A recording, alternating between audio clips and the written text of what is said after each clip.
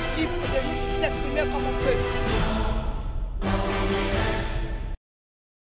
Alors que le Gabon entre dans une phase décisive de son histoire politique, marquée par la préparation de retour à l'ordre constitutionnel, la recomposition du champ politique suscite un grand intérêt citoyen. Entre émergence de nouveaux partis, repositionnement d'anciennes figures, attentes autour de la nouvelle gouvernance, donner donc de la voix au peuple gabonais pour recueillir ses attentes, ses craintes et ses analyses sur l'avenir politique du pays à l'approche de la fin de la transition permet également à vous, téléspectateurs, de mieux comprendre les enjeux institutionnels, économiques et sociaux liés à la reconfiguration du paysage politique en République gabonaise. Madame, Messieurs, bienvenue dans cette émission. Le peuple s'exprime avec nos invités. Ils ont accepté de décrypter avec nous cette actualité. Il s'agit bien sûr du docteur Jonathan Toutoum Ngom. Il est géopolitologue, géostratège, enseignant à l'université Omar Bongo. Bienvenue à vous,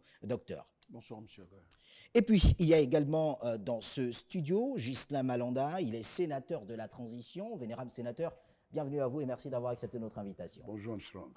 À vos côtés, Kurt Maeba, acteur politique, candidat aux législatives pour le compte de la majorité, le compte du 27 septembre dernier. Bienvenue à vous. Merci.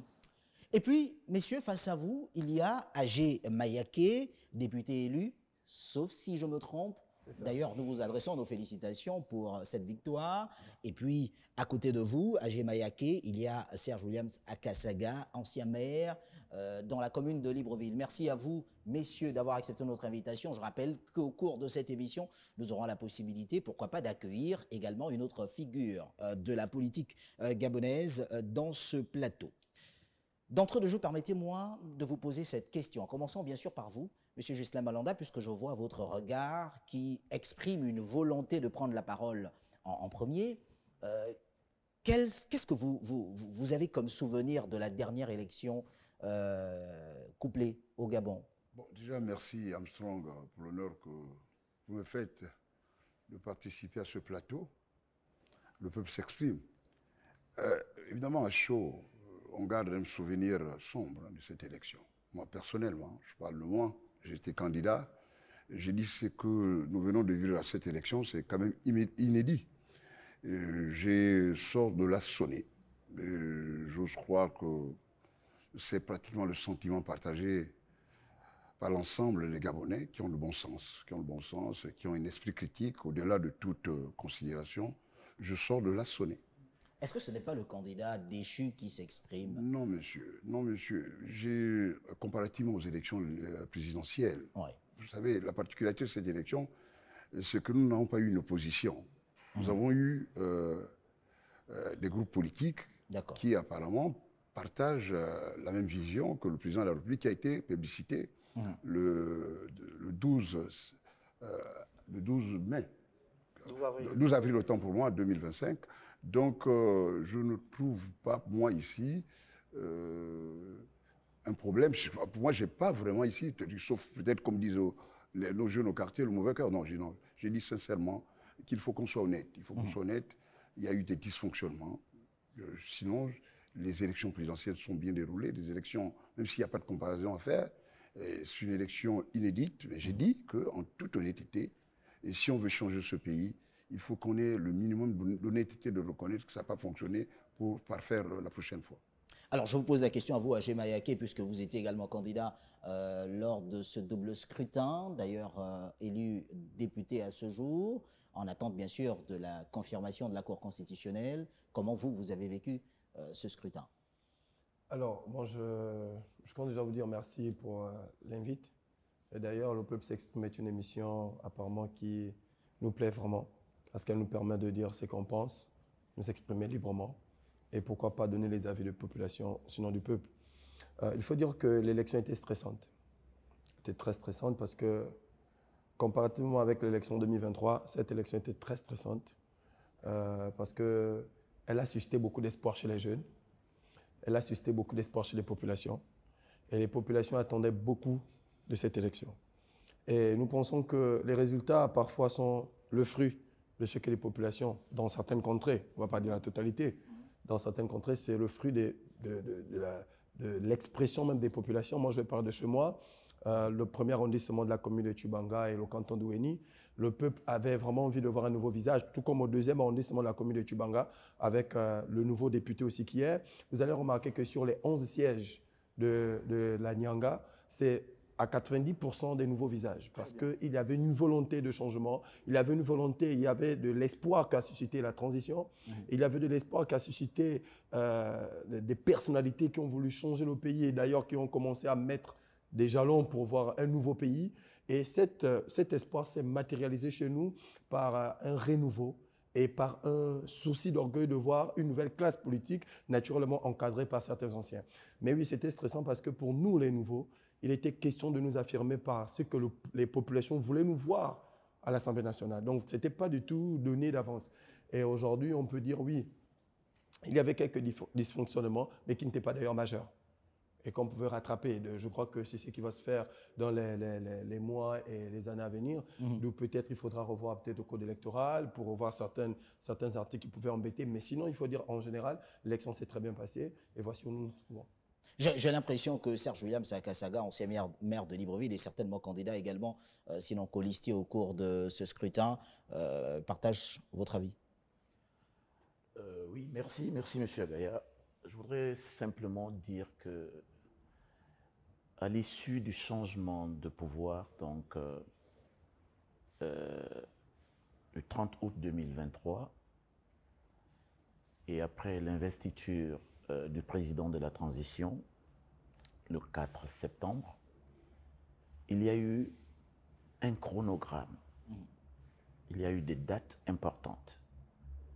Ces dates comprennent, qui devaient aboutir donc au retour, n'est-ce pas, à l'ordre constitutionnel, prévoyait des concertations, des révisions de listes électorales, le référendum, un certain nombre d'activités pour permettre des élections apaisées. Ces dates ont vu des concertations faites par des Gabonais avec le pouvoir de transition. À ce moment-là, on construisait ces élections qui étaient prévues pour août 2025, notamment la présidentielle, et, enfin pour 2025. Nous arrivons à ces élections après avoir fait des consultations, après avoir, n'est-ce pas, pris part à un dialogue national qui devait permettre la mise en place, de faire des propositions sur la Constitution, après avoir pris part à la loi électorale, sans qu'il y ait eu au préalable une quelconque contestation. Il faut partir de là. Parce que ces associations, ces rencontres avaient pour objectif de préparer ces élections de fin de transition. Nous y avons pris part, nous avons applaudi de main ces rencontres pour après dire que les élections se sont mal déroulées. D'accord, ça peut être les appréciations des uns et des autres. Mais des appréciations d'une élection, ça s'est fait sur la base de statistiques. Et si on regarde sur le plan statistique, en réalité, qu'est-ce qui s'est passé? Nous avons eu plus de 18 000 candidatures au Gabon. Plus de 18 000 candidatures. La loi électorale nouvelle autorise même que le citoyen lambda, que l'électeur puisse porter au niveau de la chambre administrative ou bien même au niveau de la Constitution, n'est-ce pas, une contestation. Ça veut dire qu'en plus des candidats, des 18 000 candidats... Pour alors les élections locales, à la Cour administrative, et pour les législatives, à la Cour constitutionnelle. Voilà. Ouais. Ça veut dire qu'en plus de 18 000 candidats, des milliers d'électeurs gabonais étaient en droit de signaler le dysfonctionnement. Qu'en est-il? Nous sommes à moins de 5% des contestations. Aujourd'hui, les recours sont là, c'est statistique. Moi, je peux parler du 3e arrondissement, d'accord? Je ne peux pas parler de ce qui s'est passé à Tchibanga, au 1er arrondissement de Tchibanga. Je ne peux pas parler de ce qui s'est passé à Mindik. Je ne peux pas parler de ce qui s'est passé à Okondja, parce qu'on n'a pas le don d'ubiquité pour être partout en même temps, n'est-ce pas? Ce qui nous revient, c'est simplement les statistiques qui nous permettent d'analyser. Et ces analyses montrent que les recours autorisés à tout le monde montrent qu'il y a à peine quelques 3 à 5% des coins où les gens se sont plaints. Alors, j'ai l'impression que vous êtes en train de remettre en cause des propos du vénérable sénateur Ghislain Malanda, mais je vous laisse poursuivre avant que de passer la parole à Kurt Maïba. Peut-être pas mettre en cause, je m'appuie ici sur les statistiques. D'accord. Je suppose que le vénérable appuie ses propos sur des faits qu'il a vécus, ce qui est tout à fait normal. Je ne peux pas être chez lui, je ne sais pas ce qu'il a vécu lui. Moi, je dis simplement que ces élections, à mon avis, répondent aux besoins de construction, parce que toutes les démocraties se construisent. Même aux États-Unis, nous avons vu la dernière élection où M. Trump, la plus grande démocratie au monde, criait au loup, criait au vol, criait à la tricherie. Donc ça peut arriver partout. Sauf que nous ne pouvons nous baser que sur les statistiques. Et ces statistiques montrent que les élections se sont déroulées dans l'ensemble très bien. D'accord. Kurt Maïba, vous qui avez également été candidat, est-ce que vous partagez cet avis? Puisque vous êtes sorti de là, finalement, battu à plat de couture. Déjà, j'aimerais poser deux analyses. La première, de mon point de vue, est qu'il y a plusieurs milieux. Monsieur était dans une zone urbaine, le monsieur était aussi dans une zone urbaine, ce qui est complètement différent de ce que moi j'ai vu par exemple dans le département de l'Azadier. Ouais. Des populations qui ont été infantilisées et imbécilisées pendant très longtemps, qui ont été, je vous en prie, en même temps. Permettez, qui ont été laissées dans un niveau de précarité qui fait que chacun essaie de monnayer son vote. D'accord. Ça a été un problème. Monsieur Akasaka, je suis un peu étonné de ce qu'il dit. Je ne vais pas le prendre frontalement, c'est un aîné. Mais même si on n'a pas le don d'ubiquité, les réseaux sociaux ont été le miroir qui nous a fait remonter les différentes irrégularités qu'on a constatées. Monsieur Agé Mayaki, ici, aujourd'hui, ici, il a gagné, c'est parce qu'il a eu ce qu'on appelle une extrême vigilance. Et il était dans une zone urbaine où ces gares ont été postés sur chacun des bureaux de vote, même à l'extérieur, et contesté depuis l'extérieur. C'est ça, c'est cette vigilance qui peut-être, moi, m'a manqué. Bon, je n'ai pas dit que je devais gagner loin s'en faut, c'était ma première expérience. Mais quand on dit ici que la sincérité du scrutin était au rendez-vous, on se moque des Gabonais.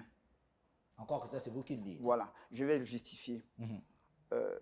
L'organisation de ces élections a été faite en amont. Les gens maîtrisaient les bureaux de vote. On a eu des captures d'appels, des personnes donnant des instructions pour le nombre de personnes représentant un parti dans les bureaux de vote. Ne nous mentons pas, c'est notre pays à tous. Ce qui s'est passé dans le 3e, moi je suis au courant. Dans le 3e, on a attrapé quelqu'un à Bellevue 2 avec des bulletins, comment on appelle ça, des bulletins de vote. Quelqu'un qui s'apprêtait à tricher. Il y a eu ces cas en tout. Il y a eu, on ne peut pas dire, il y a eu plus de 20. Et vous savez ce qui m'étonne beaucoup plus, c'est de constater qu'il y a eu un bureau de vote où un candidat n'a pas retrouvé ses bulletins. Il s'est fâché, c'est vrai qu'il a eu une attitude pas très respectueuse des institutions, mais techniquement, si tous les candidats ne sont pas là, il ne devait pas avoir voté. Ce monsieur aujourd'hui se retrouve dans les liens de la détention. Mais nous avons attrapé plus de 12 personnes sur toute l'étendue du territoire national. Quand vous dites « nous avons attrapé », vous, de qui parlez-vous? Je peux vous transférer les vidéos si vous le voulez. Ça s'est passé en Toum, ça s'est passé à Bellevue 2, ça s'est passé un peu partout sur le territoire, l'ensemble du territoire national. Même dans le Haut-Togo, ça s'est passé. Je peux vous router les vidéos après l'émission. Combien de ces personnes se sont retrouvées aujourd'hui inquiétées par la justice? Je vais vous donner le chiffre, 0. Nous avons eu une vigilance entre nous, jeunes candidats, issus de plusieurs fronts politiques. On a demandé, bon, si tant est que ce n'est pas le système actuel qui cautionne cette tricherie, que ce sont des éléments qui ont appris à tricher alors qu'ils travaillaient dans un autre parti avant. Mais pourquoi ces pratiques persistent jusqu'à ce jour? Attendons de voir ceux qui ont été saisis. Il y a des brigadiers, la gendarmerie qui a été mêlée pour saisir ces personnes et les amener. Aucune personne à ce jour n'a dormi, ne serait-ce qu'en cellule, dans une brigade de gendarmerie. Toutes ces personnes aujourd'hui ont été rendues libres. Quel est le message qu'on envoie lorsqu'on attrape des fraudeurs et qu'aujourd'hui sont en parfaite liberté? C'est qu'on encourage. Encore faut-il que les faits soient établis, Kurt Maïba. Monsieur, qu'est-ce qu'un monsieur fait avec des bulletins de vote? Qu'est-ce qu'un censeur dans un établissement scolaire a aller prendre les bulletins de vote de tous les élèves? On se retrouve avec des procurations. On retrouve des gens en train d'établir des procurations. Moi, je vous répète que j'ai des vidéos. Si vous le souhaitez, je les mets à votre disposition pourvu que vous soyez susceptible de les exploiter. Avec grand plaisir. Merci. Alors, docteur Jonathan Toutoum, au regard justement de ce que venaient de dire les différents panélistes pour cette émission, quelle est la lecture que vous vous faites? Bien, merci pour l'invitation. La lecture qu'on peut se faire du processus électoral qui est presque vers l'achèvement, c'est qu'il y a eu du bon et il y a eu du moins bon. William Akasaga venait de le rappeler, nous avons entamé la période de transition au lendemain de ce qu'on a appelé le coup de libération, le 30 août 2023, avec la prestation du serment du chef de l'État le 4 septembre. Le pays a été invité à un dialogue national inclusif pour jeter les bases d'une nouvelle organisation institutionnelle, c'est-à-dire pour un retour à la normalité constitutionnelle. Avec l'organisation de ce dialogue, nous sommes allés à la consultation référendaire, une consultation électorale qui s'est très bien déroulée. Nous sommes allés surtout à l'élection présidentielle où, pour la première fois, au Gabon, on organisait une élection et que les résultats étaient communiqués moins de 24 heures après le scrutin. L'exemple de la transition au Gabon jusque-là a été plébiscité quasiment par le monde entier, surtout avec cette élection présidentielle où il n'y a eu aucune contestation. Mais de ce point de vue, je pense que la transition était sur la bonne voie. Maintenant arrive l'organisation des élections couplées législatives et locales où il y a eu quand même des choses à reprocher. Il y a eu des choses à reprocher. Maintenant, est-ce que ces choses à reprocher jettent l'opprobre sur tout le processus? Je ne pense pas. Mais toujours est-il qu'avec le retour de l'organisation du scrutin en amont et en aval au niveau du ministère de l'Intérieur, il va falloir que les institutions qui seront mises en place révisent un certain nombre de process, notamment la question de l'établissement des listes électorales, notamment la question de l'utilisation des procès verbaux, notamment la mise en place des mécanismes de l'organisation des élections, par exemple l'organisation matérielle des élections, parce que là aussi, on a eu des choses à reprocher, l'arrivée en retard du matériel électoral, des isoloirs parfois non adoptés. Donc, je pense qu'après avoir organisé une élection référendaire intéressante, après avoir organisé une élection présidentielle exemplaire, il était incompréhensible qu'on arrive à des incorrections qui ont pu être observées au niveau de l'élection législative et locale. Mais tout ce qui est à observer ici, c'est que nous arrivons presque au terme de cette transition qui, au-delà des couacs observés dans l'organisation des élections législatives et locales, a été une transition félicitée à travers le monde, a été une transition assez exemplaire.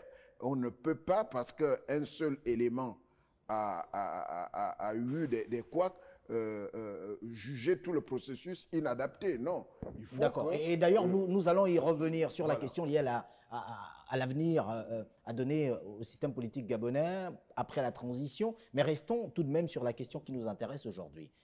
Docteur Jonathan Toutoum Ngom, je m'en vais vous poser directement la seconde question pour rentrer dans le vif du sujet. Peut-on espérer aujourd'hui aller vers une reconfiguration du paysage politique et avec quel type d'acteurs, concrètement?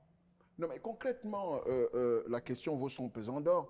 Après un changement de régime politique, après une transition quasiment de 2 ans, il est normal qu'on pense à une reconfiguration du paysage politique local. Quelle serait sa crédibilité à partir du moment où, par exemple, pour les dernières échéances électorales, il y a quand même des griefs qui sont portés? Mais justement, la crédibilité de la transition ne peut pas être remise en cause à cause de quoi qu'on a organisé aux élections législatives et locales. Puisque si nous retenons 3 ou 4 critères de cette transition, en fait, les temps forts que mon frère Akasaga a décrit tout à l'heure, ces temps forts-là, il y a eu le dialogue national inclusif, il y a eu le référendum, il y a eu l'élection présidentielle, il y a eu l'élection couplée législative et locale. Ça fait 4 items, 4 critères. Mais si on reconnaît que les 3 temps forts se sont déroulés de manière exemplaire et qu'il n'y a eu qu'un temps fort, mais vous prenez la note, si vous prenez 5, 5, 5, ça vous fait 20, ça vous fait environ 15 à 16 sur 20 qu'on peut noter pour la transition. Moi, je suis enseignant, hein. Je tiens compte des critères pédagogiques pour pouvoir noter. Sur les 4 temps forts, 3 se sont bien déroulés. Il y a un temps fort qui a eu des couacs, à qui on peut attribuer peut-être la note de 2 ou 2,50 sur 5, ou pour coller à ce que disaient mes deux compatriotes, le vénérable ici, on peut dire peut-être 1,50 sur 5, mais si vous prenez 1,50 sur 5 et que vous attribuez 4 sur 5, 4 sur 5, 4 sur 5, vous êtes à peu près à 16 sur 20. Donc à 16 sur 20, on ne peut pas dire que tout a été mauvais. D'accord, mais quelle reconfiguration politique? Parce que quand vous avez, quelle par est la exemple, reconfiguration politique? vous avez des vénérables sénateurs comme Justin Malanda, Ouais. nommés durant la transition, nouveau visage de l'environnement politique, qui va à une élection, qui ne la remporte pas et qui porte des griefs contre les mécanismes mis en place pour son organisation. Est-ce qu'il faudrait aller vers un renouvellement ou un renforcement des acteurs déjà existants, les mêmes visages, comme le disent certains Gabonais?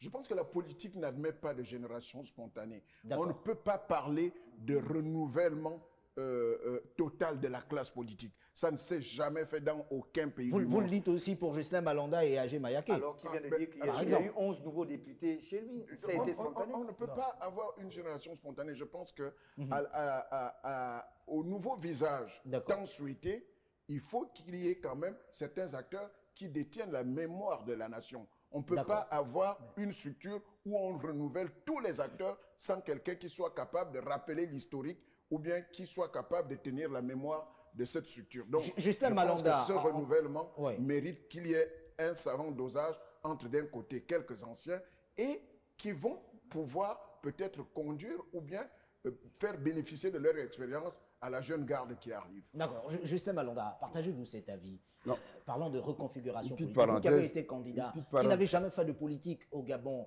mais qui arrivait... Une oui. petite parenthèse tout de même, quand même, rappeler à M. Akasaga, je ne sais pas de qui détient sa statistique, je ne sais pas de quelle agence il détient sa statistique. Moi, non, il faut qu'on fasse attention hein, quand on fait certaines déclarations. Vous savez, il faut éviter de voir noir où le peuple voit blanc.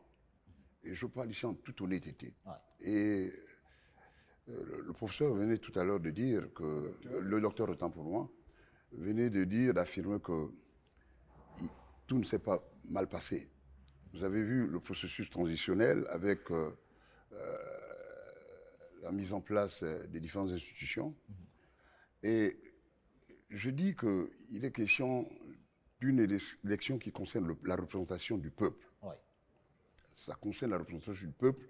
Il ne faut pas que nous allons à l'Assemblée, au Parlement, avec des élus illégitimes. Je vous dis, et je l'affirme ici de manière... Écoutez, attendez, écoutez, oui, monsieur. Je le dis de manière péremptoire, que ce qui s'est fait, on ne le fait pas parce qu'on veut détruire qui que ce soit l'image, il est question de l'image de notre pays.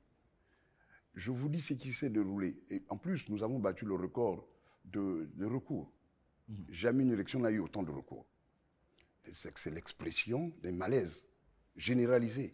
L'organisation a été catastrophique, chaotique, monsieur. Encore que Et ça, c'est vous qui le dites. Hein. Je le dis et je continue à l'affirmer, monsieur. D'accord. Maintenant, le danger dans cette affaire, c'est quoi? Moi, je dis, moi, je suis météorologiste de formation, que nous allons gérer ce pays dans un cumulonimbus.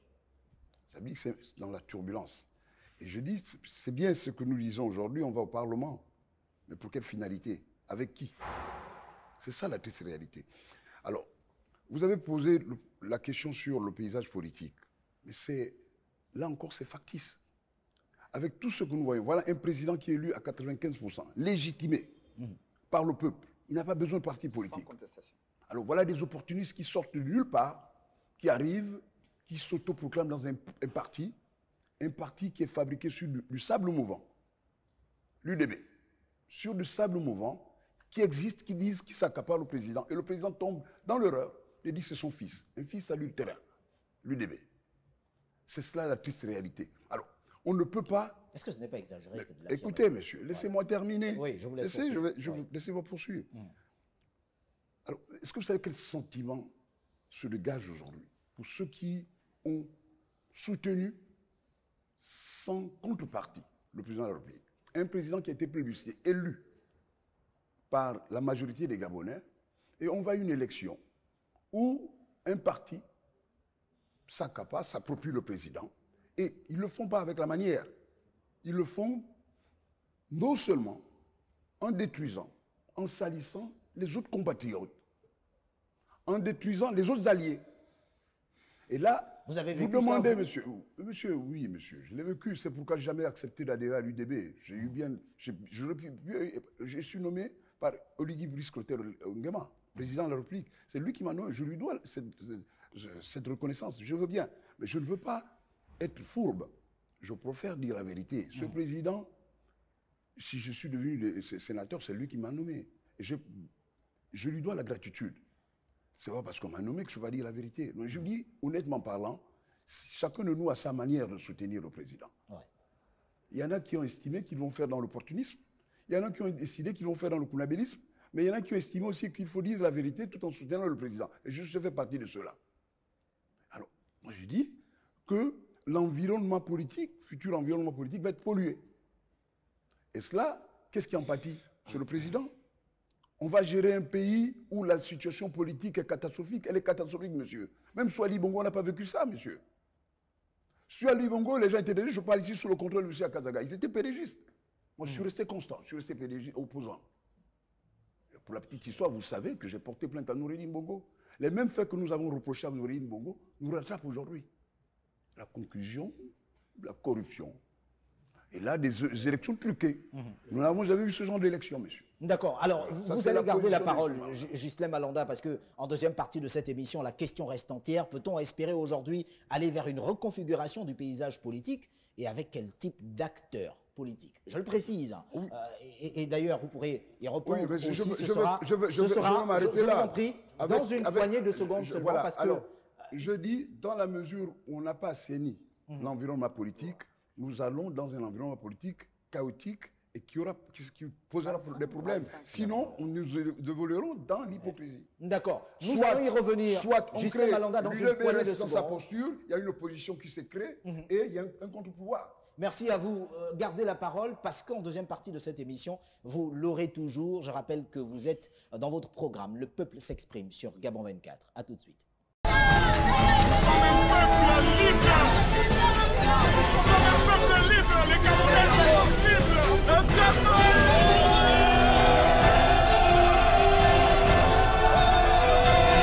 Nous avons le droit d'être libres et de s'exprimer comme on veut. Nous sommes un peuple libre. Nous sommes un peuple libre. Les Gabonais sont libres. Un peuple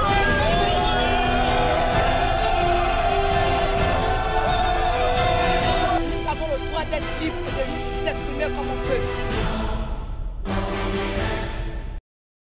Mesdames, Messieurs, deuxième partie de cette émission, le peuple s'exprime sur Gabon 24 avec nos invités. Il y a dans ce studio le docteur Jonathan Toutoum-Ngom, il est géopolitologue, géostratège, enseignant à l'université Omar Bongo. Face à lui, il y a Madame Joanna Boussamba, femme politique, acteur de la société civile. Merci de nous avoir rejoints. À vos côtés, il y a Monsieur Agé Mayaké, député élu lors du dernier scrutin du 27 septembre dernier, Serge Akasaga également, ancien maire de Libreville-Colistier, lors du dernier scrutin, Ghislaine Malanda, sénateur de la transition, également candidat lors de ce scrutin, Kurt Maeba, acteur politique, candidat également aux élections législatives pour le compte de la majorité bloquante.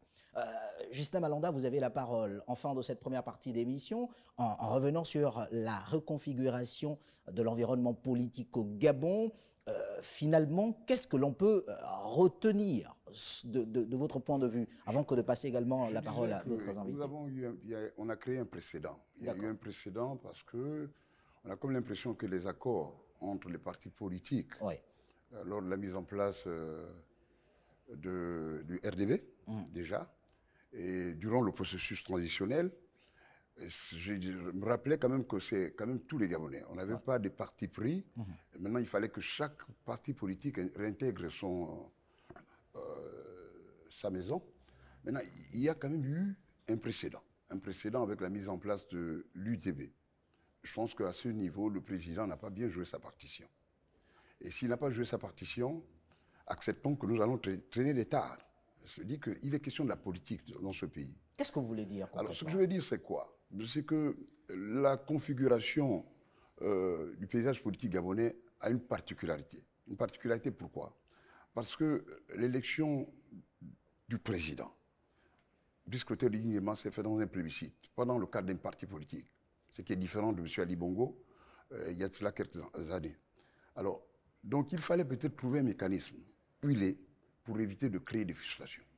Pour créer des frustrations, et je pense qu'au-delà des lignes d'organisation de cette élection, le positionnement, l'attitude de certains leaders transfuges, recyclés du PDG et même de la société civile, qui ont intégré cette structure, ont joué un très mauvais rôle. Et je pense que ça discrédite davantage ce parti politique. Donc, il sera difficile, sauf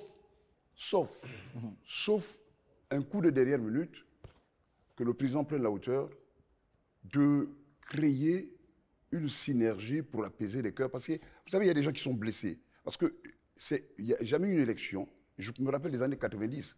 Cette élection a divisé, a fracturé plusieurs familles. Allez-y vérifier.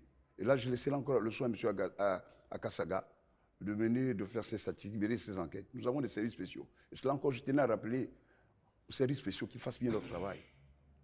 Mais finalement, on a l'impression que vous portez des griefs contre la personne même du président du parti politique, l'Union des bâtisseurs, alors que le scrutin était ouvert à tous les Gabonais. On va quand même passer la parole, je vous prie, à la dame qui nous a rejoint, Mme Joanna Boussamba.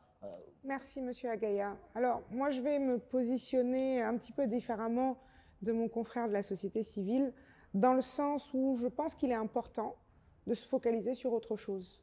Les points évoqués sont véridiques, en grande partie. Mais l'élection est derrière nous. Aujourd'hui, quand vous posez la question, que faut-il retenir de la configuration politique de notre pays à venir, c'est trois choses pour moi. 1, la victoire écrasante de l'UDB, qu'on le veuille ou pas, 70% du Parlement. 2, l'alignement entre le Parlement et le régime présidentiel dans lequel on est, ce qui induit que derrière, toutes les décisions, toutes les réformes que le président souhaitera engager passeront impeccablement. 3, on peut retenir la défaite cuisante du PDG, qui se retrouve avec uniquement 10% de l'Assemblée nationale, moins de 10%, effectivement. Après 56 ans de règne, on devrait en tirer les enseignements. Parce qu'il ne faut pas oublier que l'UDB n'a que 3 mois d'existence. On devrait s'interroger sur la capacité d'un nouveau parti à rafler toute la présidence, Est-ce que le mal du Parti démocratique gabonais, pour ne pas le citer, ne serait pas lié à son soutien pour Brice Clotaire Oligui Nguema, puisqu'en réalité, ayant été le parti au pouvoir, ce PDG aurait dû se retrouver dans l'opposition, par exemple? Non, la seule chose qui a permis justement au PDG d'avoir ces 10%-là, c'est le ralliement et le fait qu'il se soit réclamé du président également. Je finirai juste là et je donnerai la parole aux autres personnes. Les enjeux sont ailleurs. Les enjeux pour la gouvernance, pour ne pas reproduire les erreurs qui auront été faites, c'est tout ce qui concerne la justice et tout ce qui concerne l'économie. Justice et économie pour pouvoir mettre notre pays sur les bonnes rails. Si on ne fait pas Nous allons y arriver. Madame Joanna Boussamba, j'insiste sur ma question. Sauf qu'au sein de l'UDB, certains ont été élus, mais sont des transfuges tout de même du Parti démocratique gabonais. Finalement, il y a même des tickets. Il y a même des n'est-ce tickets pas le serpent UDB, qui PDG. se mord la queue, peut-être? Moi, je vais peut-être pas aller dans le même sens.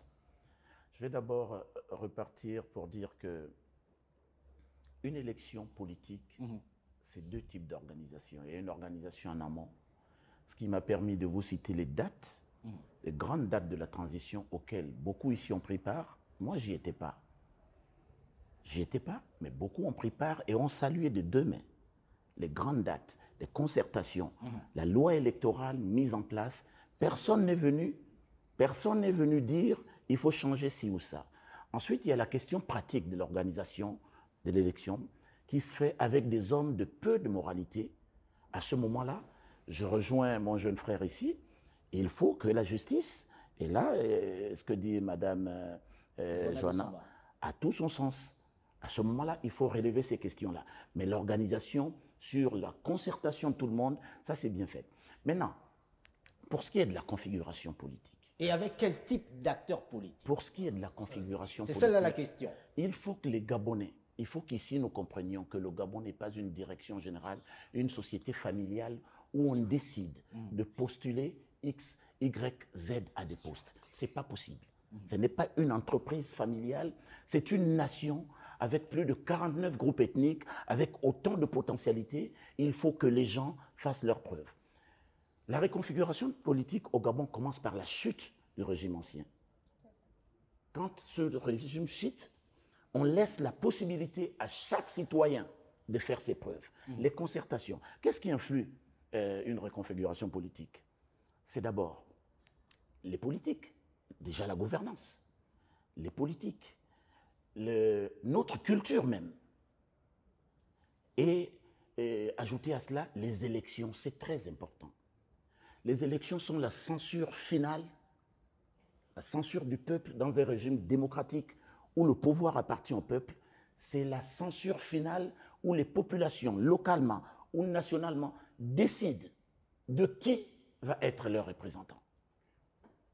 D'où l'ingénieuse façon d'avoir introduit la possibilité pour les populations de faire des recours, de dire oui, Armstrong, je dis n'importe quoi, Armstrong Agaya est élu, mais nous ne sommes pas d'accord, même si les adversaires d'Armstrong ne font pas de recours, nous venons dire ici que nous ne sommes pas d'accord. À ce moment-là, je le dis, peut-être même que le vénérable n'est pas d'accord avec moi, j'ai pris la peine, moi, pour être un habitué des élections, de regarder les recours. Pour ce qui est de ma localité, il n'y en a pas pour la liste du 3e arrondissement. Aucun recours. Moi-même, j'ai contesté une élection. Permettez que je termine. Il n'y en a pas. Je me suis permis de me rapprocher de la cour administrative parce que moi, je suis intéressé par l'élection locale. Il y en a très peu. Donc, ce n'est pas des statistiques que j'invente. Je parle de ce qui existe. Donc, la réconfiguration politique qu'on attend, si les gens attendent qu'Oliguier doit les nommer directement à des postes de responsabilité, leur conférer des directions nationales, leur conférer ci ou ça, ça ne se passe pas comme ça. Nous sommes dans une nation, permettez que je termine s'il vous plaît, nous sommes dans une nation où notre culture, mais déjà, la constitution gabonaise nouvelle a ouvert une part importante à la société civile, qui leur permet aujourd'hui de pouvoir, n'est-ce pas, prendre part aux élections. N'est-ce pas? À ce moment-là, la loi ouvre une ouverture, mais c'est aux hommes.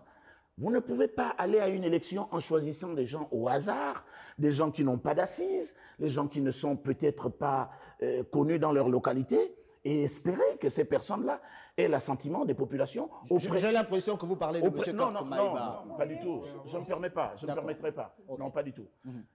Et espérer que une campagne électorale, c'est 10 jours. En 10 jours, on ne va pas vous connaître votre projet de société, découvrir quelle mentalité vous avez. Ça se fait quand on a une élection, ça se prépare depuis. D'accord?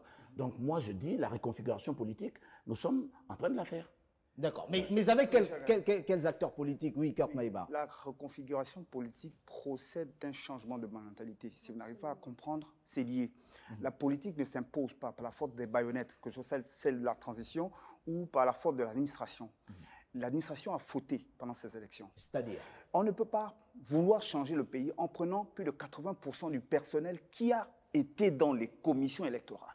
La réalité, c'est que pour avoir été dans ces bureaux, moi, je l'ai en 2023 et en 2025. J'ai fait l'ensemble des bureaux de vote du département de la Zali avec mon véhicule.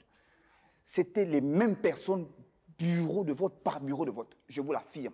Et je mets au défi quiconque de contester ce que je suis en train de dire. Alors, comment veut-on changer un pays si les acteurs des paradigmes que nous contestons sont là? On se retrouve donc avec quoi?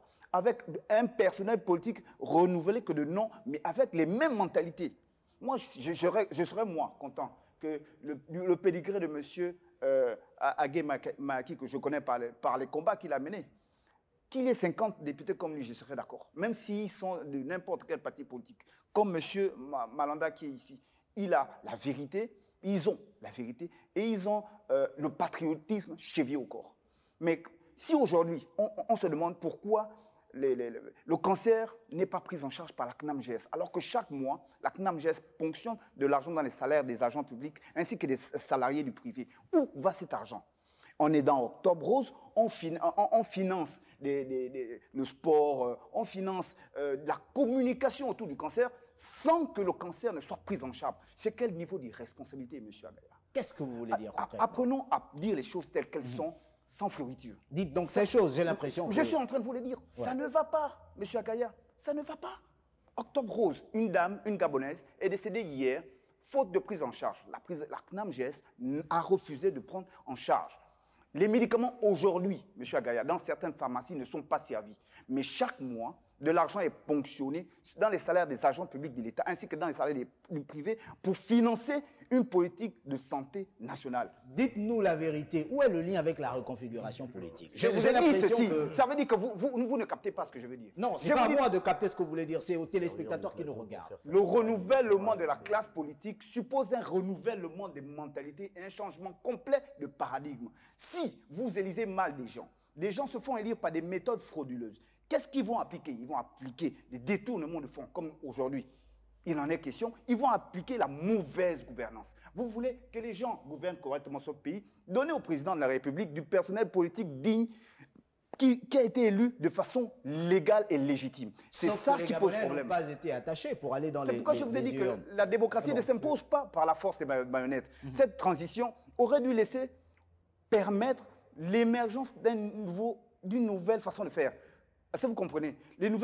L'émergence de nouvelles mentalités plus constructives et évolutives et peut-être plus objectives. D'accord. Avant de passer la parole au docteur Jonathan Toutoum-Gom, oui. Alors, c'est vrai qu'il faut peut-être qu'on essaie de donner un baromètre de temps pour voir qu'on essaie de mieux dire chacun ce qu'il a à dire sur ce sujet. Mais moi, je pense quand même qu'il ne faut pas qu'on aille dans tous les sens. Le sujet est posé sur la nouvelle classe politique. Ouais. Et aujourd'hui, on parle du renouvellement de la classe politique, mais naturellement, on ne peut pas la renouveler simplement parce qu'il faut voir rien que de nouveaux visages, des gens sortis de, je ne sais pas, de nulle part. Mais il y a aussi des anciens qui doivent encadrer, qui peuvent. Mais encore que ce soit ceux qui viennent, qui sont des nouveaux visages, que ce soit des anciens, ils doivent venir par la volonté du peuple. Ça ne doit pas être des personnes qui doivent être nommées pour être comme on l'a fait. Là, c'était la transition. On a nommé les sénateurs, on a nommé des députés, on a dit venez travailler avec le président. Et peut-être que certains s'attendent à ce qu'on les nomme davantage pour venir entrer dans la 5e République. Pour qu'ils soient aidés à être élus. Pour qu'ils soient aidés à être élus. Mais par contre, moi je pense que non, il faudrait qu'on puisse recadrer les choses. L'élection est la volonté du peuple. Peu importe le parti où tu es, mais il faut d'abord que tu mettes des mécanismes personnels pour essayer d'atteindre ton objectif, gagner une élection, pour être soit le représentant du peuple à l'Assemblée nationale ou être dans une collectivité locale. Alors, mais c'est que nous constatons dans ce qui est dit, j'ai l'impression, je peux me tromper, que nous avons, moi je ne veux pas dire que, je ne veux pas accuser un parti politique. Il y a des gens qui sont entrés à l'UDB, excusez-moi, et qui ont gagné cette élection, pas par tricherie, mais dont les populations avaient envie qu'ils puissent être là, et ils sont là. Moi, j'ai les résultats de la dame de Ntoum. Je pense qu'elle n'était même pas pour la campagne parce que, je ne sais pas, peut-être par des causes personnelles, elle a dû voyager ou elle a eu problème de santé, je ne sais pas quoi, mais je sais qu'elle n'est pas au Gabon. Mais cette dame, n'ayant pas fait de campagne, a quand même eu 900 voix. Ça veut dire que si elle faisait des campagnes, certainement, elle pouvait avoir au-delà de 900 voix. Je ne sais pas si on essaie de lire, ça veut dire que... Et pourtant, elle n'est pas là. Elle n'a pas fait de campagne, mais elle a 900 voix, elle est UDB. Elle est 3e avec 16%. Donc, c'est pour dire que, évitons d'abord de diaboliser un parti lorsqu'on parle de l'élection. Par contre, regardons... Qu'est-ce que chacun de nous avons proposé lorsque nous sommes allés en campagne? Moi, je suis dans un parti politique, nous avons proposé des candidats, mais laissez-moi dire, à un moment même, le président du parti disait, mais telle candidature, nous sommes sûrs que nous devons avoir. Pourquoi? Parce qu'après, nous-mêmes aussi, nous avons donné des candidatures fantaisistes. Il faut l'admettre. Moi, j'étais dans mon arrondissement où nous avons près de 7500 inscrits, mais vous avez des personnes qui arrivent pour la première fois et disent qu'ils sont candidats à l'élection législative. Bon, après, vous vous posez la question, mais comment il fait pour convaincre 7500? On ne l'a jamais vu ici, que ce soit au département, au canton, parce que nous avons, excusez-moi, je vais dire quoi, les 6 plus grands quartiers de Tchibanga, et nous avons près de 20 villages. Et dans ces villages, il faut encore que la personne quand même puisse être connu, avoir posé des actions, avoir donné l'envie au peuple de croire à un projet qu'il peut partager. Mais il y a des gens aujourd'hui qui vont parler parce qu'ils sont nés de la transition. La transition leur a donné un visage, et puis se disent que bon, comme je suis né de la transition, j'ai eu un visage dans la transition, il est capable de devenir député. Non, j'ai dit non, M. Agaya. Ou bien je peux me cacher derrière le patronyme. Aujourd'hui, beaucoup de personnes pensaient que le président de la République, comme il a fait pour la transition, devrait faire la même chose pour eux pour devenir des députés. Je dis non. Nous tous, nous sommes partis soutenant le président de la République, mais lorsque nous sommes en élection, chacun soutient son parti et nous nous sommes battus avec les armes qu'il fallait pour qu'aujourd'hui Agem Ayaké devienne élu, proclamé élu du peuple et proclamé par le ministère de l'Intérieur. Et je crois que dans quelques jours, proclamé voilà, validé par la Cour constitutionnelle. Pourquoi? Parce que nous avons mis nous-mêmes des mécanismes. Allons-y loin, c'est un travail de 2016.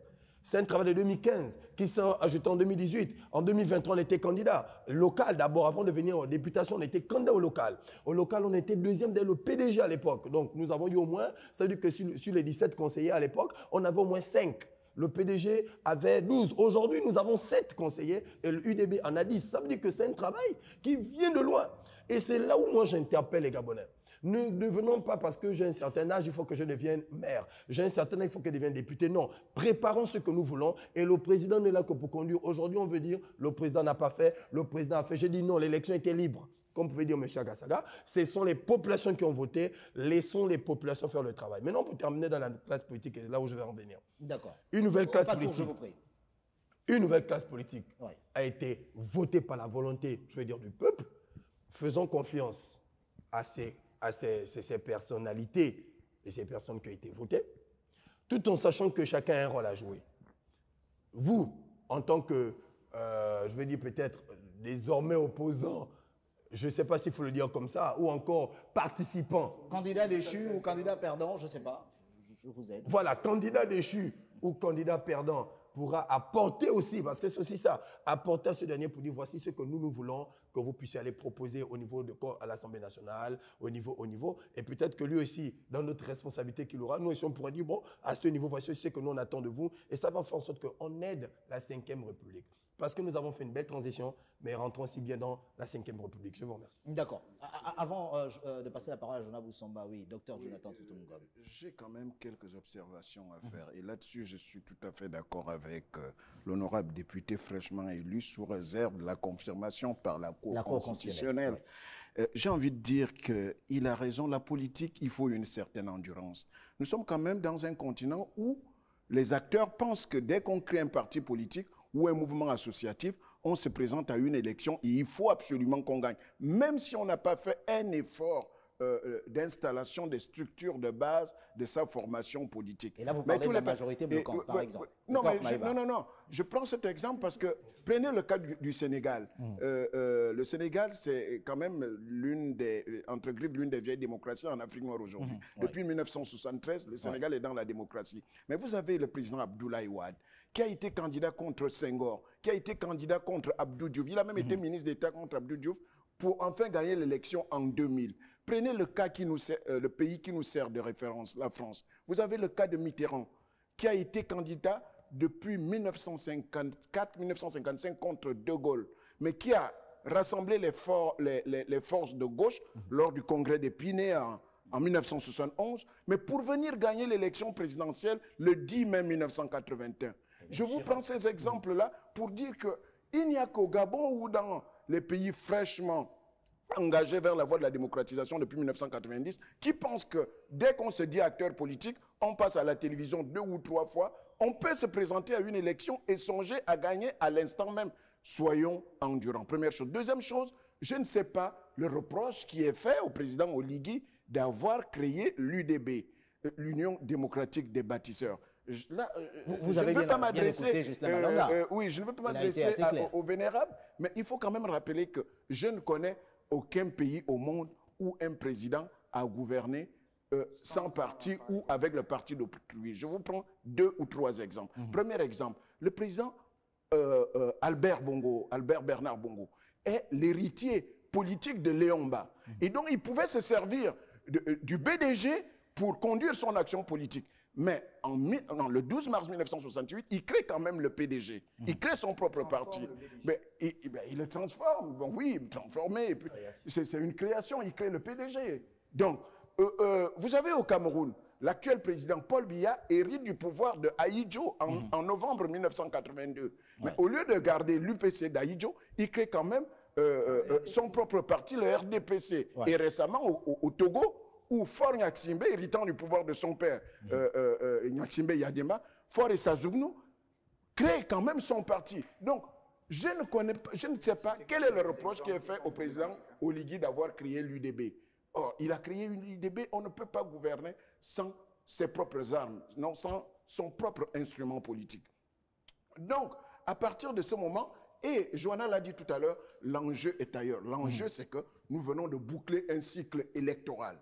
Le cycle électoral a été bouclé. Dieu merci, ça s'est passé comme aux États-Unis. En une année, ou bien en quelques mois, on organise et la consultation référendaire, on organise une élection présidentielle bien plébiscitée, on organise des élections locales et législatives, même s'il y a eu quelques couacs, on ne peut pas jeter le bébé avec l'eau du bain.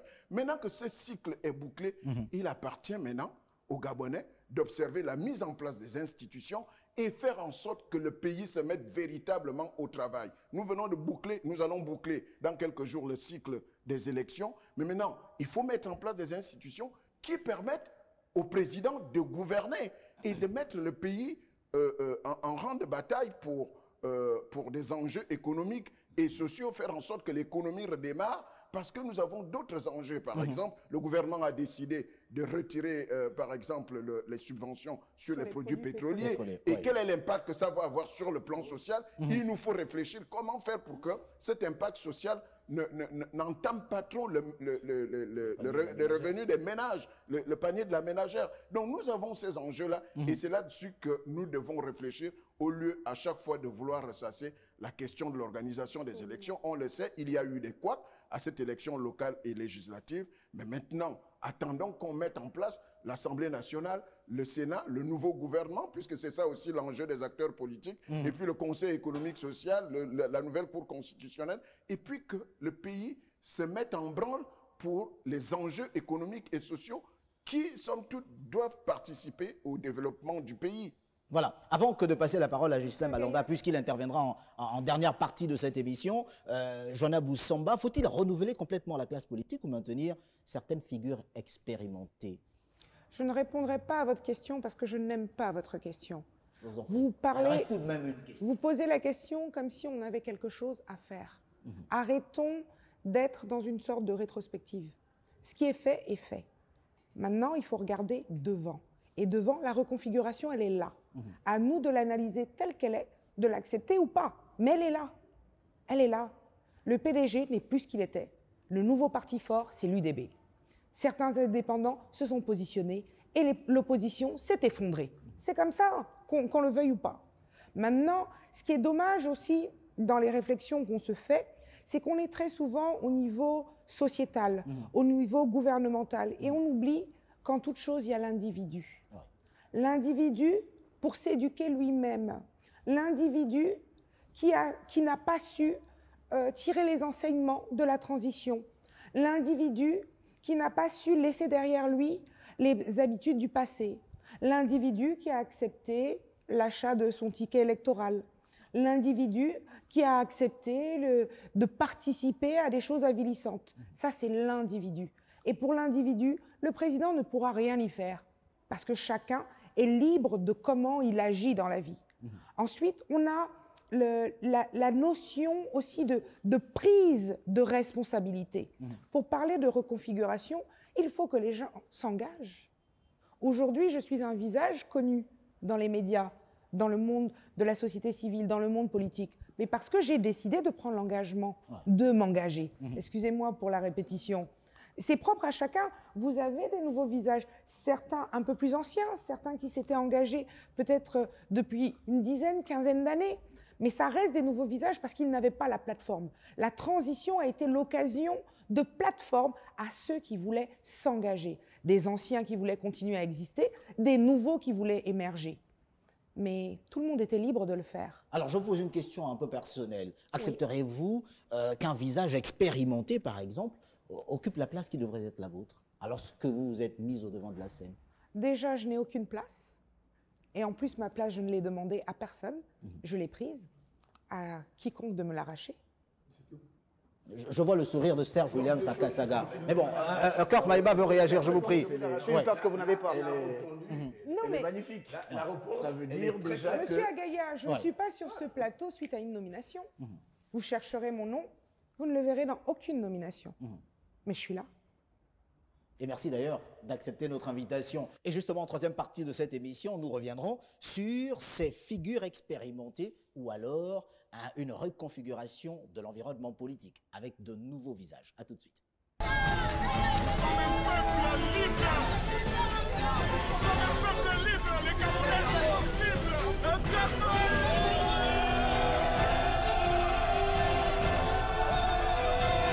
Nous avons le droit d'être libres et de nous exprimer comme on veut.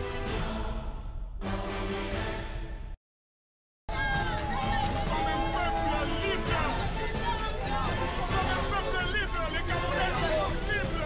Un peuple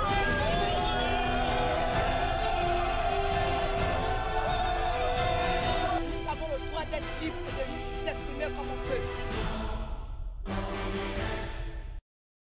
Troisième et dernière partie de cette émission, le peuple s'exprime sur Gabon 24 avec nos invités, Dr Jonathan Toutoumgom, géopolitologue, géostratège, enseignant à l'université Omar Bongo, Joanna Boussamba, femme politique, acteur de la société civile, Agé Mayake, député élu, Serge Akassaga, ancien maire, Ghislain Malanda, sénateur de la transition, Kurt Maïba, acteur politique, candidat également aux dernières élections législatives pour le compte de la majorité bloquante.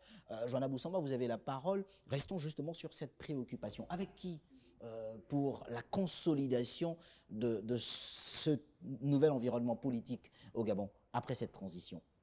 Avec les personnes qui ont pris la peine de briguer le suffrage, qui l'ont obtenu, avec les personnes avec lesquels le président de la République a décidé de travailler. Je pense qu'il faut laisser le temps au temps, qu'il faut laisser le temps au président et qu'il faut laisser le temps à la Ve République. Et nous aurons les dirigeants que nous mériterons. Je pense que la configuration est déjà là. Le président a prôné l'inclusivité. Il a décidé de faire avec les anciens.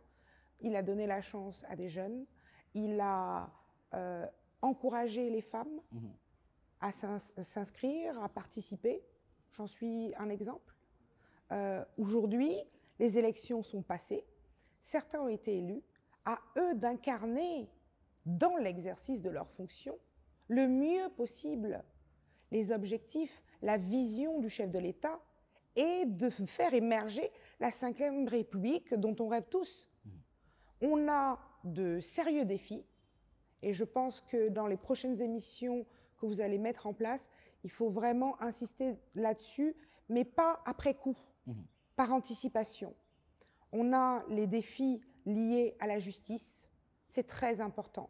Sans justice, il n'y a pas d'État fort. Il y a les défis économiques.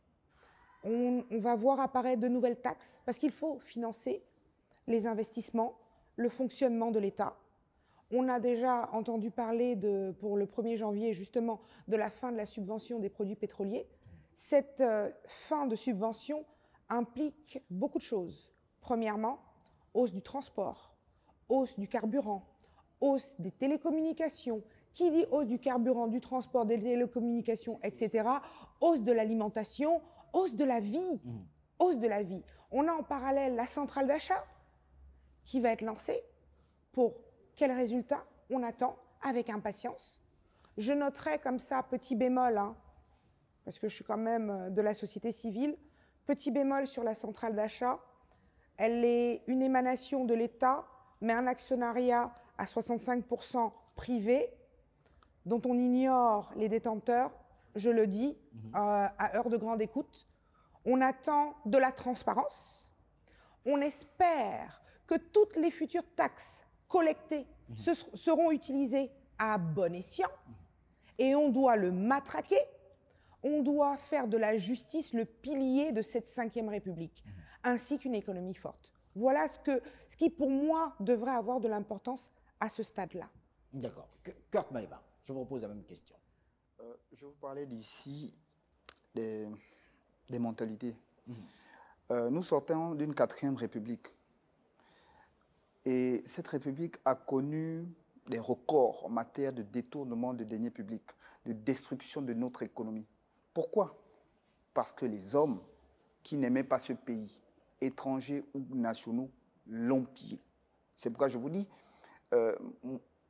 vous parlez des hommes qui doivent accompagner le chef de l'État. Oui, le chef de l'État, en raison de son pouvoir discrétionnaire, doit choisir des gens. Mais quels sont les critères qui devraient prévaloir à ces choix? Le premier critère, c'est la probité intellectuelle, la probité morale.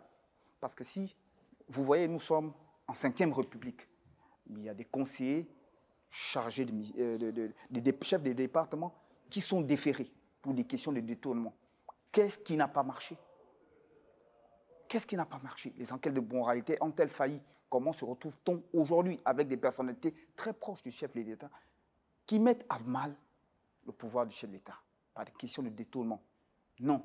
Le choix désormais du chef de l'État doit être, et là je rejoins ce qu'elle dit, la justice. Oui. Il y a eu trop de complaisance. X a détourné, c'est le petit frère de quelqu'un, il n'a jamais été inquiété. Le lendemain, la petite sœur de l'autre détourne. Le surlendemain, le fils de tel à la poste détourne. Donc, on s'est retrouvé dans une 2e récréation. Et le peuple, lui, qui attend de voir sa situation changer, il est là, se dit, mais finalement, on a l'impression de revivre ce que nous vivions après cette transition. À quoi sert la transition? Si, lorsque le président s'exprime pour la première fois, il critique la sincérité du scrutin. Et c'est ce qui l'impose, lui, à prendre la décision de suspendre la 4e République.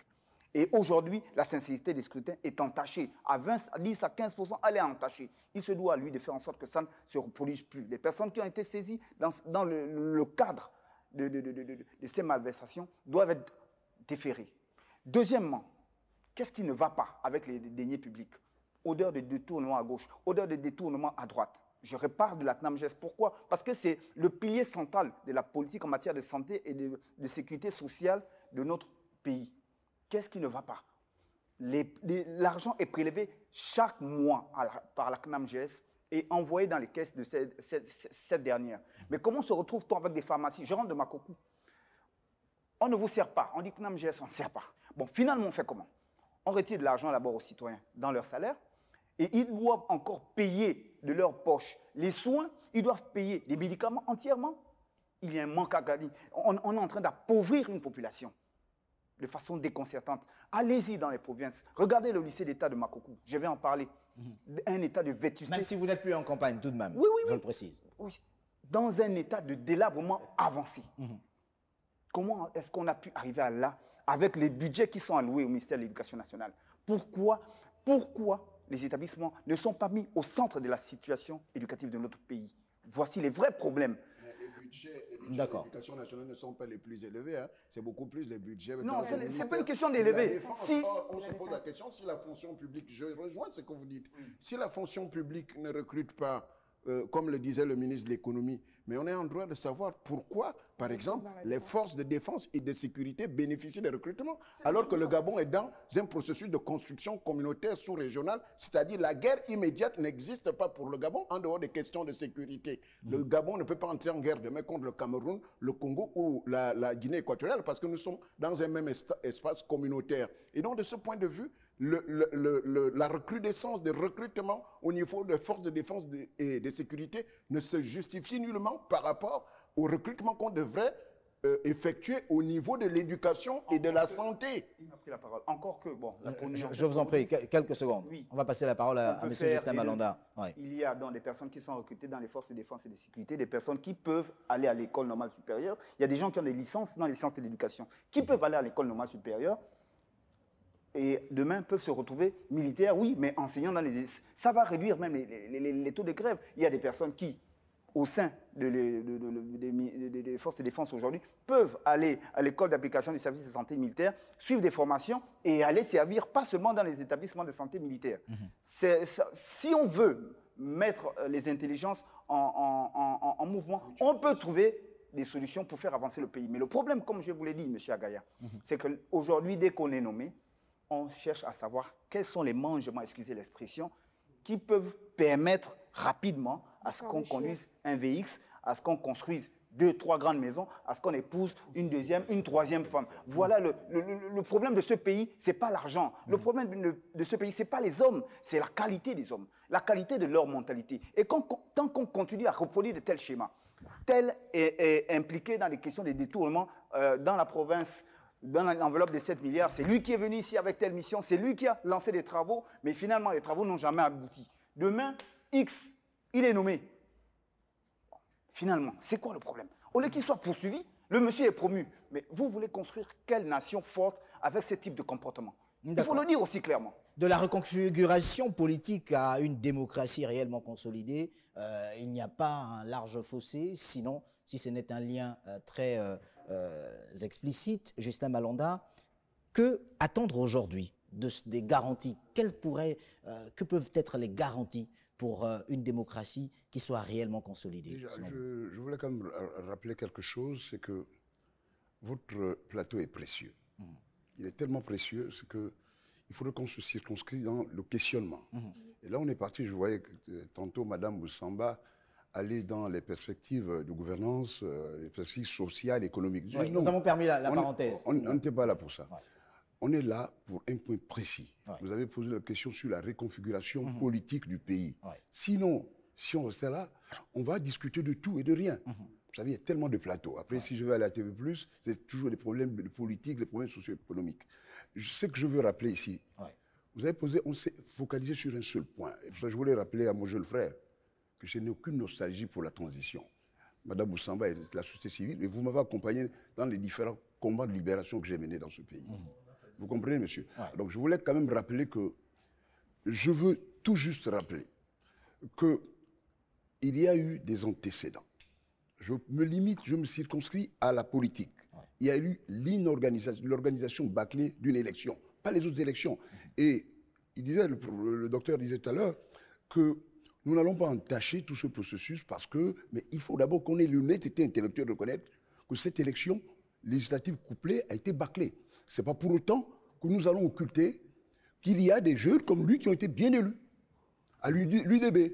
Mais ce que je tiens à décrier ici, SDG. SDG, autant pour SDG, et même dans l'UDB, il y a des jeunes, il y a même des indépendants qui ont été bien élus. Et on ne va pas donc annuler cette élection parce que, j'ai dit bien, moi, si on me demande de loger, c'est moins 90% de ratés. Ça, c'est moi qui le dis. Maintenant, on ne va pas les 10%, c'est des valeurs qui peuvent valablement représenter le peuple. Mais les procurations, les autres élus dans les procurations, ils iront dans l'illégitimité, ça n'engage que. Alors, maintenant, il y a le problème que j'évoquais tout à l'heure, j'ai dit, tout cet art que nous traînons à cause de la mauvaise organisation de cette élection va créer des frictions au niveau des partis politiques. Voilà, des personnes qui ont défendu le président. Et ça, j'ai dit que le président a un grand rôle à jouer.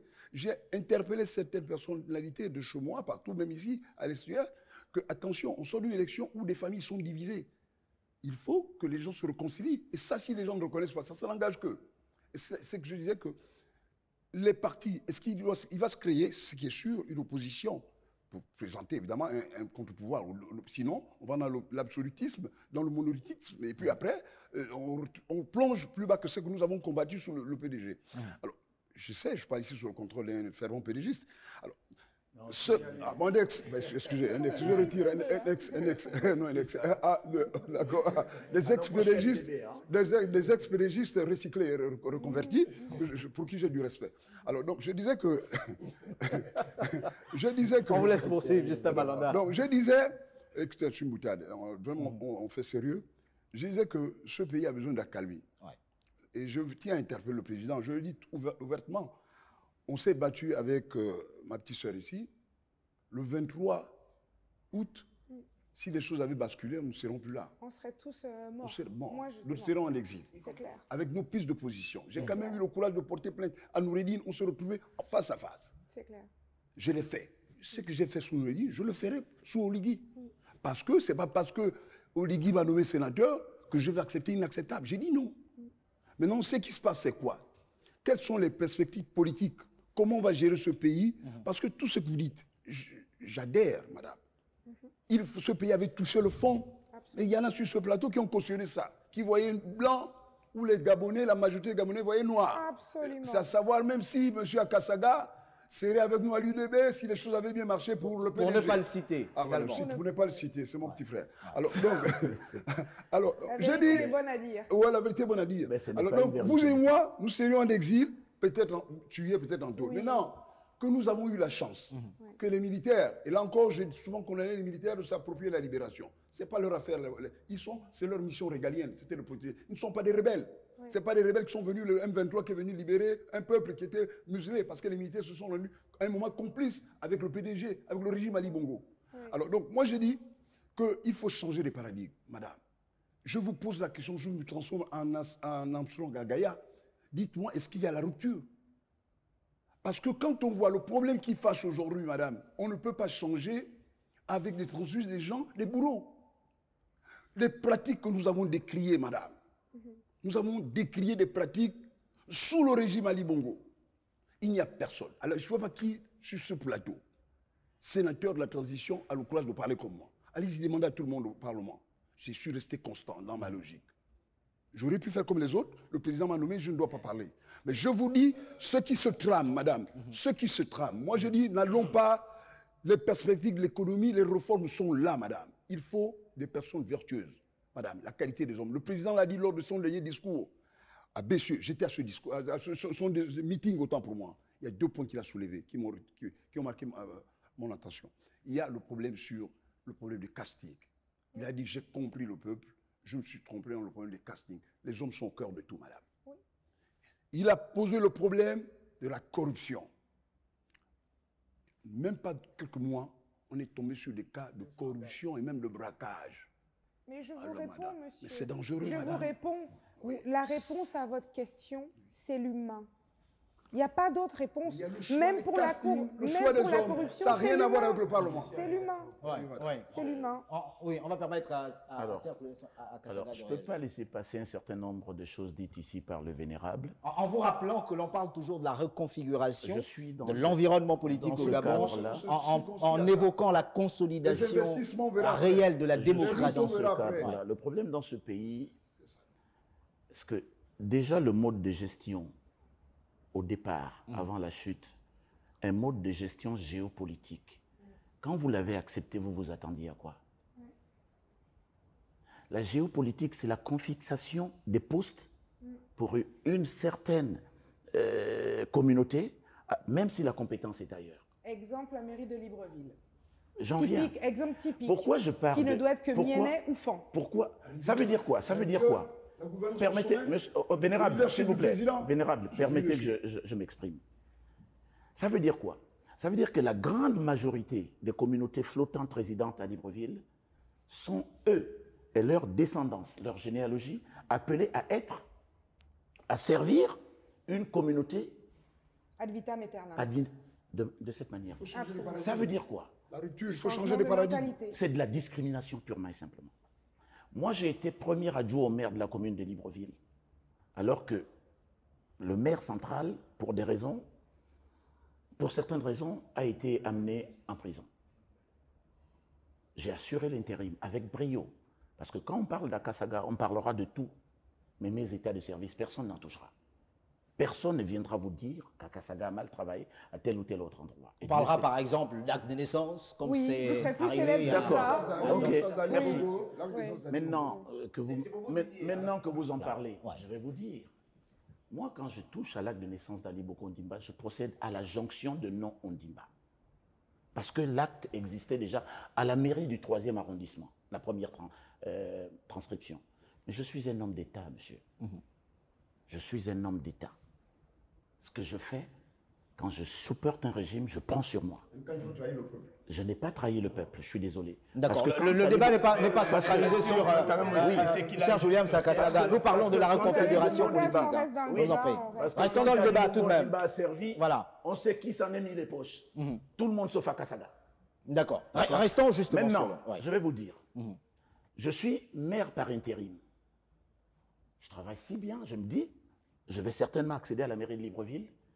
Premier coup, on prend quelqu'un d'autre dans le bureau, c'est lui qui vient après moi, on le met maire central. Ensuite, il y a un autre incident. On me dit même que ce monsieur-là qui doit partir doit assurer d'abord son intérim. Je n'ai jamais vu quelqu'un qui est sanctionné, qui assure son intérim avant son changement. Pour aller après prendre une dame moins compétente. Alors moi je dis, je m'en vais. On me dit non, vous avez une compétence, vous restez là pour l'accompagner. Il y a des choses que nous ne menons pas tous les mêmes combats de la même manière. Je ne vais pas me mettre à la télé pour dire un certain nombre de choses. Je ne vais pas aller porter plainte, non. Croyez-moi, cette libération a profité à beaucoup de gens. À beaucoup d'entre vous qui sont exprimés, mais à un grand nombre qui est resté silencieux. Nous sommes tous libres maintenant, chacun à la tâche. Il ne s'agit pas ici de vous attaquer à X, Y, Z. Mais enfin, qu'est-ce que vous voulez? Que certains Gabonais déménagent du Gabon pour vous faire plaisir? Mais trouvez-leur une terre. Je suis désolé, on ne peut pas... Que retenir, Serge William Sakasaga, sur cette reconfiguration politique et surtout la consolidation de la démocratie? Mon jeune frère ici a parlé du changement de mentalité. Pour changer de mentalité, il faut en avoir déjà eu une première. On est d'accord. Donc ce n'est pas nécessairement des nouvelles personnes. C'est des personnes qui ont compris, qui ont décidé de changer pour s'aligner. Et qui ont retenu les leçons. Surtout. Vous comprenez? Plus jamais ça. Alors, les Gabonais ne peuvent pas se retrouver pour se diviser. Vous faites une concertation nationale, vous vous retrouvez pour dire, bon, on ne veut plus de X, on ne veut plus de Z. D'accord, c'est bien, faites-leur des passeports français, qu'ils aillent en France, faites-leur des passeports. Non, quand on doit tirer de leçons d'une chose, c'est vrai, il faut marquer les choses, il faut les citer, mais en même temps, il faut mettre des processus pour que certaines choses ne se répètent pas. Nous sommes en train d'aller vers une 5e République. 30 secondes, je vous évoquez des problèmes de casting. C'est difficile qu'on reste sur les états des services des gens. Nous sommes toujours en train de vouloir, c'est celui-là parce que c'est le frère de X, c'est celui-là parce qu'il vient de tel endroit. C'est ce qu'il faut d'abord changer. Il faut mettre des gens qui n'ont pas d'appui et qui n'ont pour seule responsabilité que la tâche, parce qu'ils savent que s'ils s'en vont là, il n'y a personne qui viendra les défendre en prison. Vous comprenez? Parce qu'il y en a qui ne peuvent pas aller en prison, qui sont à des responsabilités sensibles, mais quand ils ont détourné, on ne peut pas les amener en prison parce qu'ils n'ont pas que ce titre-là. Ils sont aussi très proches du pouvoir. On se dit, bon, il a déconné. La proximité du pouvoir dispense la prison en Gabon. Encore que ça, c'est une autre question. On laisse Serge William Sakasaga poursuivre. Société civile. Non, je ne suis pas de la société civile. Vous êtes de la majorité bloquante, c'est ce que j'ai entendu ici. Ce n'est pas un parti de la société civile. C'est pas grave. Dans tous les cas, vous n'y êtes pas depuis hier. Donc, vous savez pourquoi vous vous battez. Je vous ai vu soulever un certain nombre de questions ici et je continue de vous dire qu'il y a des problèmes, mais nous n'avons pas la même méthode de combat. D'accord. Il y a des gens qui ont de la méthodologie, qui préfèrent peut-être souffler à l'oreille des changements. S'ils ne sont pas entendus, ils vont s'asseoir. Mais il y en a qui peuvent passer à la télé, c'est leur choix. On va passer la parole à Jim. Je vous prie. Ouais. Moi, que retenir, justement? Je pense qu'il faudrait quand même qu'on essaie d'arrêter les accusations. Vous savez, ça fait partie de ce qui a beaucoup tué notre pays. J'ai été au Conseil national de la jeunesse du Gabon pendant un bon temps. Moi, je soutenais le pouvoir Ali Bongo. Mais pourtant, j'ai été mis en résidence surveillée parce que je refusais la loi où on devait couper les bourses des Gabonais s'ils n'avaient pas 12 au bac et s'ils n'avaient pas 19 ans. Vous vous souvenez que je fais une résidence surveillée de plus de 14 jours. Non, de 8 jours. Et pourtant, je soutenais Ali Bongo Ondimba. Mais j'ai pu dire au Premier ministre à l'époque et à la présidence de la République que là où nous n'étions plus sûrs, la question de l'état général, c'est qu'on avait décidé en état généraux d'éducation et c'est qu'on avait discuté dans la task force. Donc c'est pour dire que ce n'est pas parce que M. Akasaga avait soutenu ou soutenait, était dans un parti politique qu'il n'a plus un mot. Je pense que là, nous sommes sortis du débat. C'est comme aujourd'hui, il y a des gens qui sont à l'UDB, mais qui auront la possibilité de dire ça non et ça oui. C'est comme aujourd'hui, il y a des gens qui sont... M. Akasaga assis depuis 2 ans et continue de détourner. Voilà, c'est comme aujourd'hui, nous sommes dans les partis... Faites ce que vous avez à faire. Nous sommes... Permettez... Là, vous cherchez... Je vous en prie, il nous reste quelques minutes à passer ensemble. Nous sommes dans les partis de la majorité, mais pourtant, il y a des questions où nous disons non et nous disons oui. Pourquoi? Parce que nous sommes d'abord des Gabonais, nous n'avons qu'un seul pays, c'est le Gabon. Et nous pensons que le président de la République, aujourd'hui, président de la transition, hier, lorsqu'il est arrivé là, a donné une vision claire, et j'ai pu suivre le président lors de son discours à la nation de non, le discours là, du 30 août 2025 à Tchubanga. Vraiment que j'ai salué, pas possible parce que j'ai vu un homme déterminé, avec une vision extraordinaire, que ce soit pour les questions économiques, les questions sociales, environnementales, le développement du pays, et naturellement, qui pouvait rassurer les populations. Mais voici où nous partons de la Ve République. Pourquoi nous voulons d'abord continuer à accuser dans les questions du passé, quand on peut continuer d'abord à construire en pensant à ce qu'on peut faire pour l'avenir. Et là, si nous voulons parler de changement de mentalité, mais commençons d'abord nous-mêmes aussi à changer, évitons d'accuser.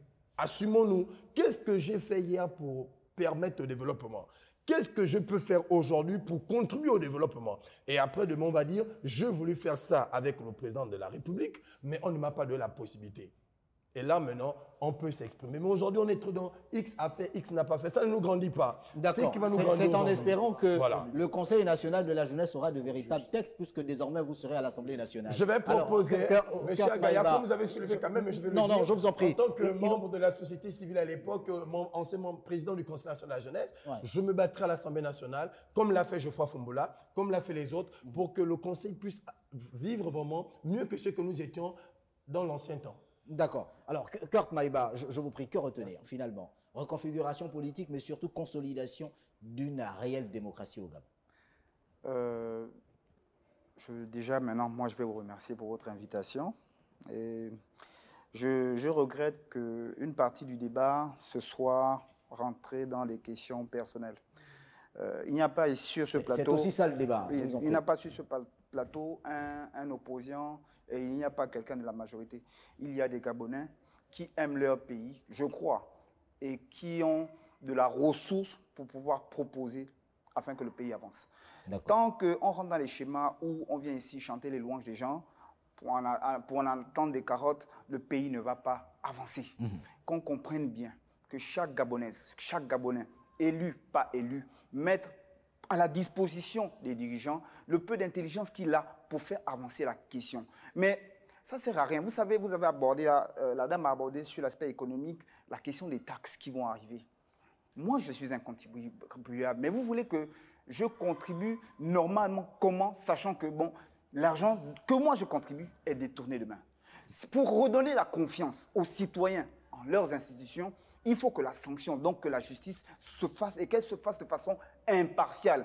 Il y a eu 7 milliards par province. Kurt Maïba, que retenir sur la reconfiguration politique? Mais on ne peut pas reconfigurer avec les détourneurs. C'est ce que je suis en train de vous dire en français. C'est une question qui fera l'objet d'un autre débat, je vous en prie. Il faut prendre des gens de bonne probité, de bonne moralité, qui peuvent permettre d'exécuter correctement les missions qui leur seront attribuées par le chef de l'État. C'est tout ce que j'ai dit. Gisela Alanda, vénérable sénateur. La reconfiguration, je pense que, comme disait madame ici présente, c'est que l'élection est passée. L'élection est passée, il y a des élus qui sont là. Il y a un régime présidentiel, hyper présidentiel. Je pense que le président a la lourde responsabilité. La lourde responsabilité, il va tout assumer, le président. Et là, il est aussi question que cette élection a causé du tort à beaucoup de compatriotes. Il faut que les Gabonais se réconcilient pour se mettre au travail. Parce que ce pays a accusé beaucoup de retard. Parce que nous avons tous applaudi l'acte de libération. Et c'est pourquoi les gens vont tous dire que je me focalise sur le président, non seulement à cause du régime, mais ça veut dire qu'il a les lourdes responsabilités. Donc tout dépendra du leadership du président. Pour travailler, nous avons vu une scène hier. On a vu que le président recevait une des opposants radicaux au président, qui a pas souvent fait des cadeaux au président et même au CTRI. Mais cet acte, c'est un acte fort. Quand j'ai vu le président, hier, on en a discuté sur TV+, j'ai dit c'est des actes comme ça. C'est des actes comme ça. On n'a pas besoin d'aller discuter des strapotés. Tous les Gabonais, chaque Gabonais a sa place. Chaque Gabonais a sa place, mais je dis que pour revenir sur la petite parenthèse, parce que je veux me focaliser sur le débat, que les grandes réformes sont engagées. Nous laissons un Parlement, déjà d'ici le 11, on va auditionner le ministre qui va présenter la nouvelle loi des finances 2026. Et il y a des projets structurants, des grands projets structurants. Je pense qu'il y a des financements. Maintenant, ces financements, il faut des hommes. Et il faut des hommes qui ont des valeurs. Il faut lutter contre des antivaleurs. Il faut lutter contre des antivaleurs. Vous ne pouvez pas construire un pays en nous ramenant les pratiques que nous avons décriées. Donc, pour moi, que le président Oligui, ce n'est pas moi qui l'a dit, ce n'est pas moi qui le dira encore, le président a dit qu'il lui faut. Il a reconnu qu'il s'est trompé durant cette transition à cause des hommes qui ont ramené les pratiques qui ont justifié l'acte de libération. Il y a eu le problème de gouvernance et des élections avec des résultats tronqués. Et si on revient à répéter des élections tronquées, qu'il s'attend lui aussi à un coup d'État d'ici là, prochainement. C'est ce que je dis. Encore que ça, c'est parce que je dis bien, si c'est les effets de conséquence, vous comprenez, je parle, vous comprenez, monsieur. Je dis, écoutez, vous comprenez, monsieur Agaya. Je dis bien, si nous laissons, monsieur Agaya, laissez-moi, je dis, vous comprenez, si monsieur Agaya, vous comprenez, si ce qui a justifié l'acte de libération, c'est la gouvernance, la mauvaise gouvernance, ce sont les élections avec des résultats tronqués. Si nous répétons, nous nous exposons aux mêmes conséquences. Vous comprenez? Je le dis en français facile. Et ça, c'est ce que je veux m'interdire ici. Tout à l'heure, il disait, je n'ai pas d'opposition, je n'ai pas d'adversaire sur ce plateau. Je n'aime pas le fantasme, monsieur. Si vous êtes venu sur ce plateau pour le fantasme, je vous invite à un plateau à deux. Vous comprenez, monsieur? Donc il faut que vous arrêtez, parce que nous voulons construire ce pays. Si vous êtes venu ici pour vous faire voir, parce que Oligui vous suit à la télé, allez-y vous faire voir ailleurs. Moi, je ne suis... Écoutez, sinon je sors de mes gants. Retenir 30 secondes. Alors, ce que je dis, c'est quoi? Ce que je dis ici, c'est que le président a été élu par tous les Gabonais, et tous ceux qui, aujourd'hui, par opportunisme, veulent se faire passer pour les défenseurs, elle le défend. Elle-là, je sais qu'est-ce qu'elle a fait. Lui, je ne connais même pas plus. D'accord, merci. C'est votre avis. Joanna Boussamba, avant que de terminer avec le docteur Jonathan Toutoumgom. Je vous en prie. Je vous en prie. On permet à... Je vous en prie. Messieurs, je vous en prie. Messieurs, je vous en prie. Messieurs, on va permettre à... Je vous en prie. On va permettre à Madame Joanna Boussamba de s'exprimer. Je vous en prie. Oui. Madame Joanna Boussamba, oui. Que retenir de cette reconfiguration politique? On va retenir des questions. On va retenir des questions, certaines certitudes et d'autres questions. Certitude, 70% de l'Assemblée du Parlement qui est détenue par la majorité présidentielle.